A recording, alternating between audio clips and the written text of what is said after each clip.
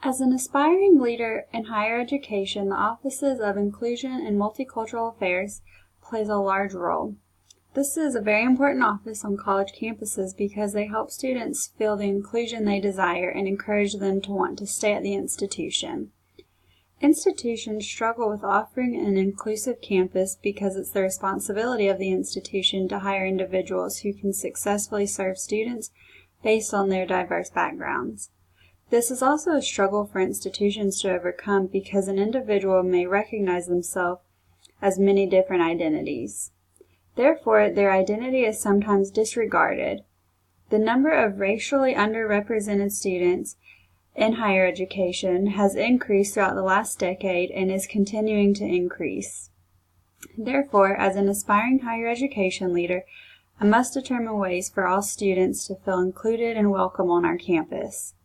Because of the civil rights movement, offices were created to include minority student services, but these offices aren't enough anymore. Students today need more activities to make them feel included. I believe that as an entire institution, we are falling short in this area. Upward Bound programs are a great start for underprivileged, low-income families of college-age students. However, we need other programs to help these students feel like they belong in a college environment. In order to accomplish this, institutions must learn to focus on groups of students, such as biracial students, students who fall into the LGBTQ spectrum, adult learners, and many other categories. Instead of focusing on a student based on their race, within some of these groups, I feel that institutions do a good job making sure these students are included. However, we are still falling short when it comes to students with disabilities and student veterans. Even though these are two groups that aren't typically what you would consider multicultural, these are very important groups of students and their numbers are increasing significantly.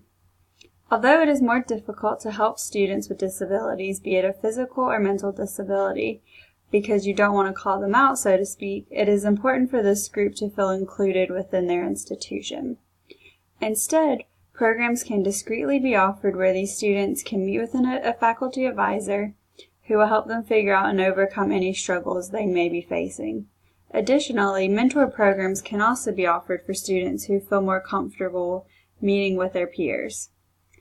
These students have also had to overcome learning disabilities, so it would be a great impact on the students who are just learning to overcome these disabilities, and they would be more comfortable talking about their disabilities.